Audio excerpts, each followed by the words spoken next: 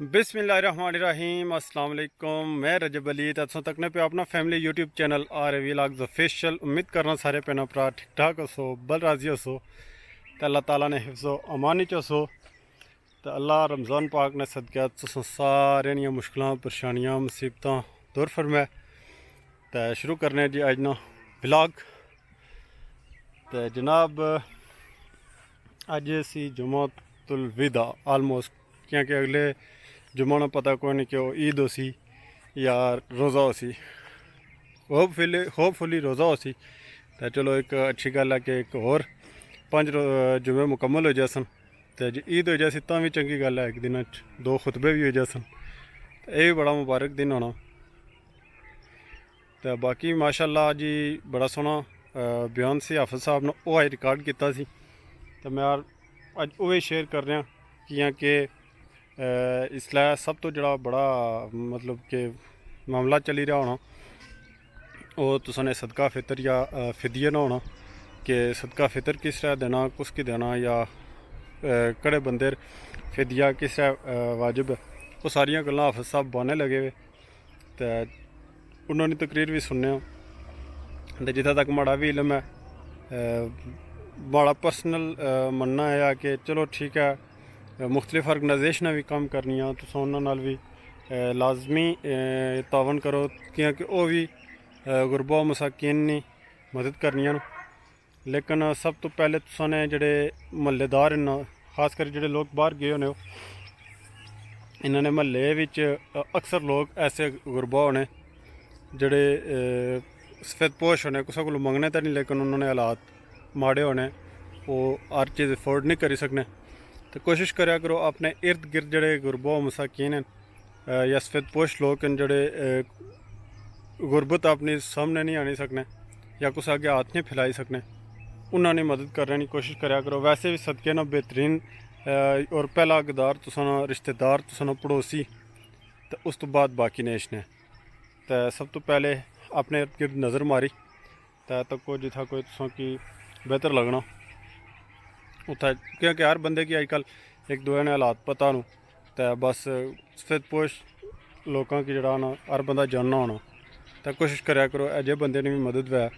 क्योंकि जोड़े बंदे दूए ने अगे हाथ फैलाई सकने उन्होंने की वो दूरों दूर भी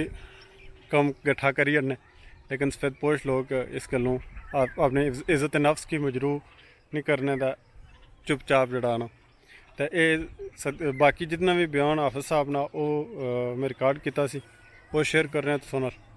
तो फिर मुलाकात होनी है।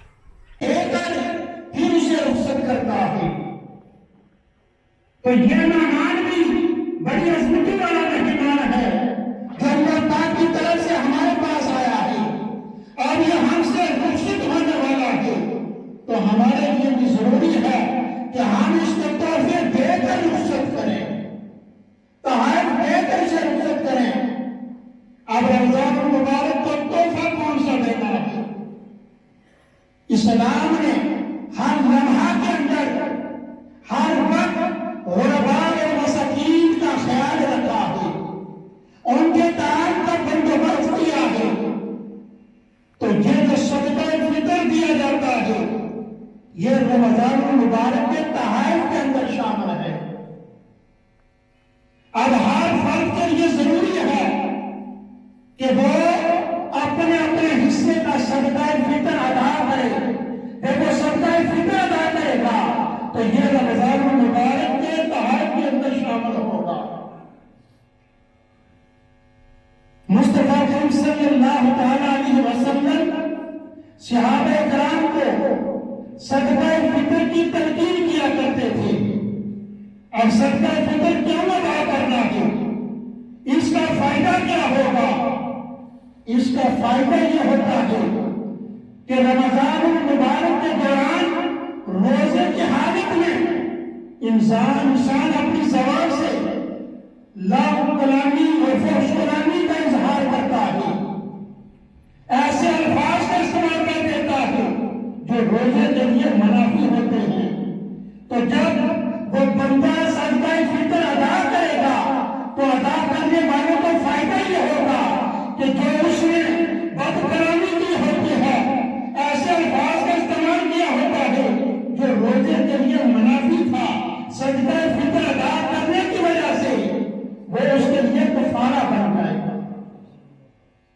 یہ صدقہ فطر ادا کرنے والے کو فائدہ ہوتا ہے، اور جس کو صدقہ فطر دیا جائے گا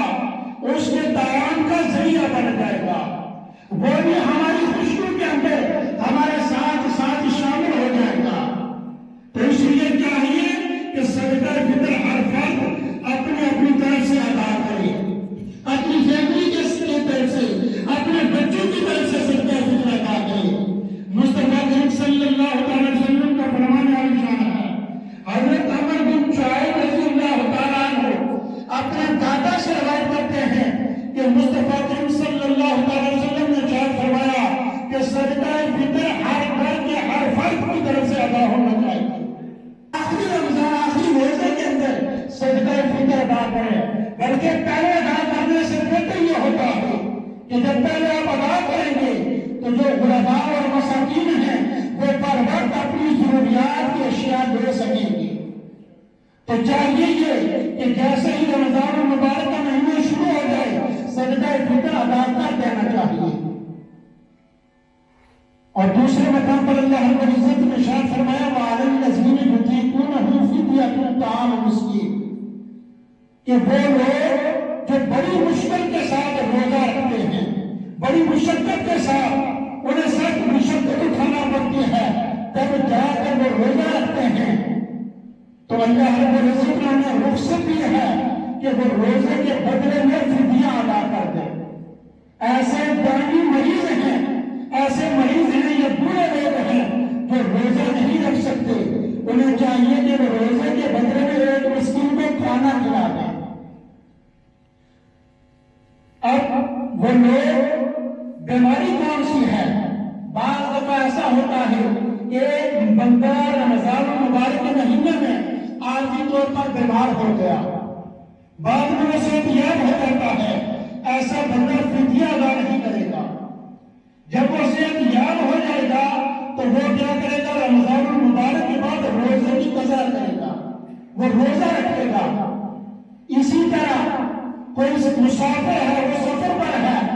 تو سفر کے دوران بھی روزے کی رخصت ہوتی ہے،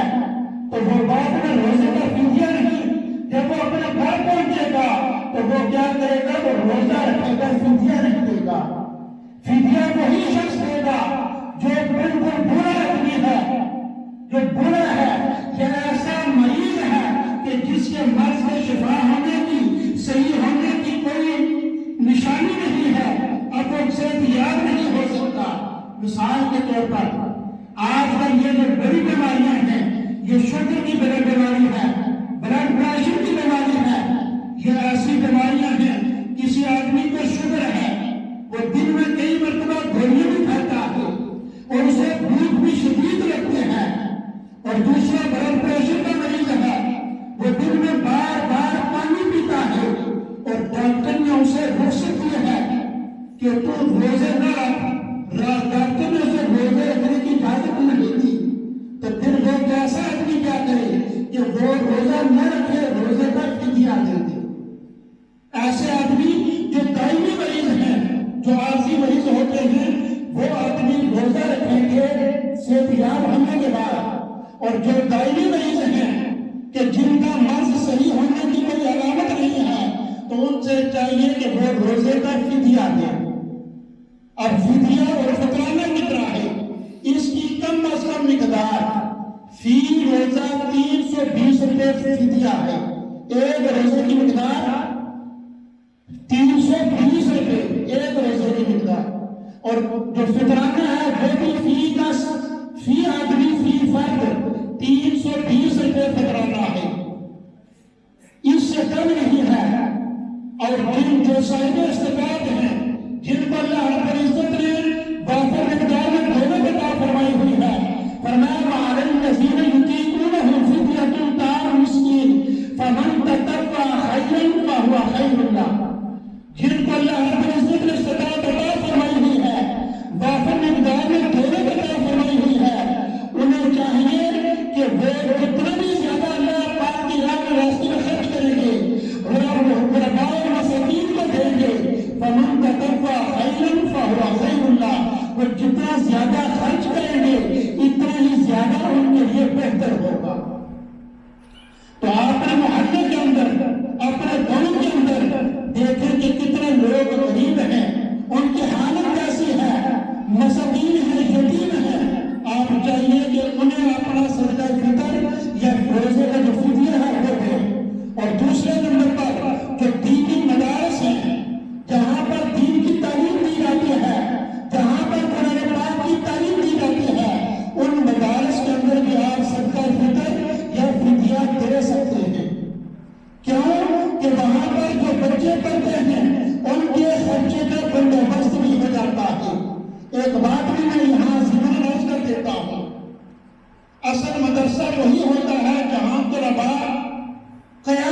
والے ہیں